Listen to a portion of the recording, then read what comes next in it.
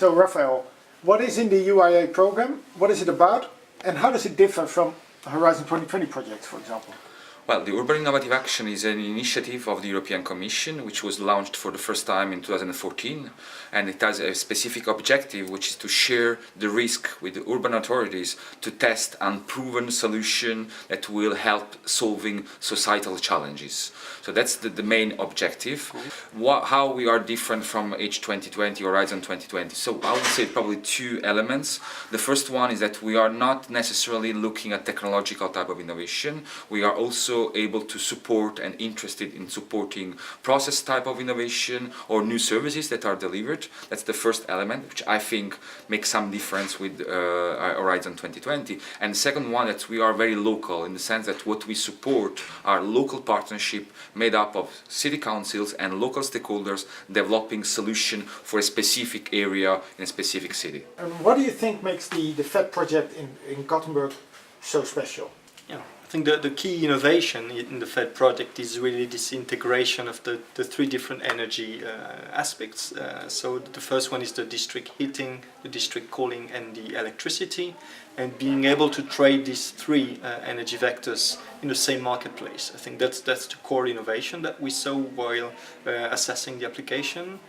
A second innovation here, I think, is the quite unique ecosystem that is made up in Gothenburg. And also, I would say the fact that the whole innovation chain is present in the partnership.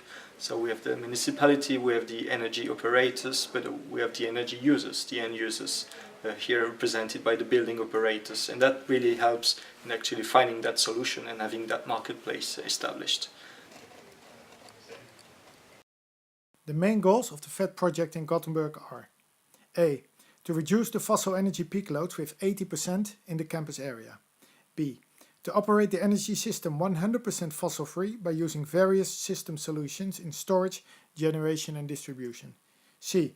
To reduce energy imports from the overlaying energy systems with 30%. D. Introduction of a local energy market. And E. Implementation of a FED system that is economically and socially sustainable.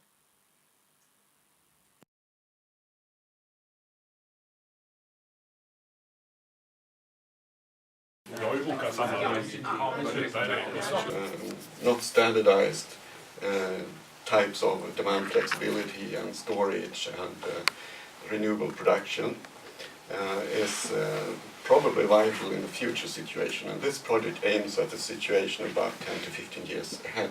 In the system we have 3, 4, 5, 6, 7, I think it's 8 heat pumps if you take the MC2 heat pumps that is connected to this local cooling grid, so it's a lot of machines. RISE and Chalmers are representing the research organizations in the FED, and we have been working together in some different areas here.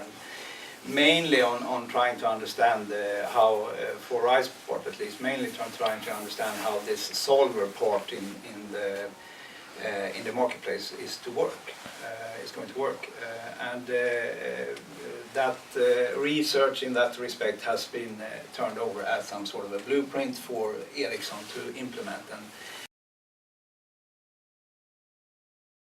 we have an innovation incubator which we call the Ericsson Garage, which is the one sponsoring this project locally. We have a lot of different local engagements with a couple of you in other projects as well, and this is one of the big ones that we're doing. In work package 6, 6 of the partners have been actively in this, and looking through these 4 different activities, key activities within the work package. And so far we have delivered a couple of reports, a couple of deliveries that we looked at the framework really for our system here, the setup of the FED system, and also looking at the social aspects of it. I mean, it's all about people behind all the businesses and the buildings and everything and the decisions. And also looking at what sort of barriers and drivers there are, and what sort of strategies and measures you can have to actually overcome those or stimulate them.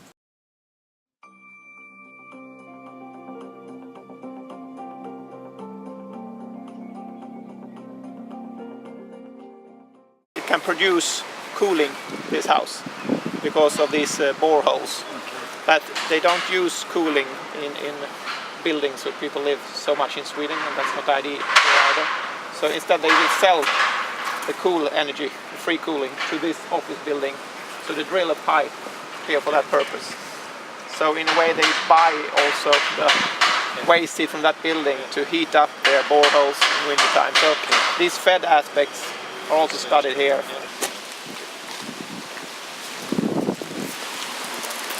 Special about the boiler, you say, but this will be researched in the flame, how the flame is burning.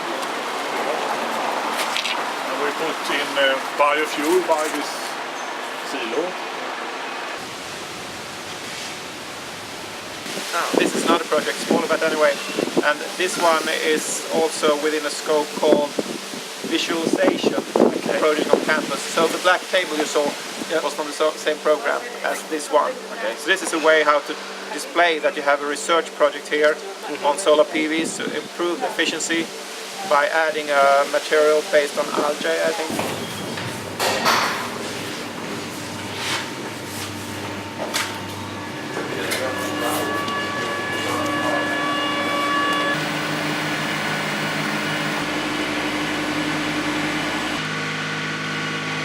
So Per, we are standing here at the old steam turbine, but I believe it's been refurbished, isn't it? Yes, the FED project and another project we have done refurbishments for about 1 week ago. We were ready about 1 week ago. And this is going to work for another 15 years in the system? Yeah, it's a very stable function, and we think it's very nice to have this historical turbine, electricity turbine here also, together with the new technology. Fantastic. And when was it built? Do you know that? That's 1947. 1947. It's still going to be used in the FED project. That's really good.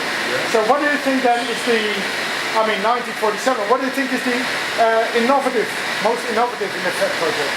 I think the most innovative in the FED project is that we see that the whole system with the PV, turbine, thermal storage in building, and PCM, battery, we put them all together and work together with the new marketing system. I think that's the most innovative.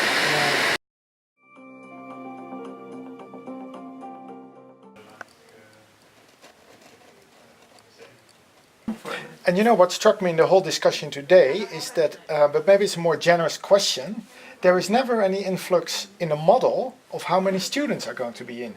But it must make a huge difference if you have 200 people working in a well-insulated building, or if there's just 1 or 2 teachers walking around. Yeah, so right now the building demands are based on, so we're going to have forecasts based on some sort of machine learning algorithm that Ericsson has developed actually for the future prognosis for the buildings.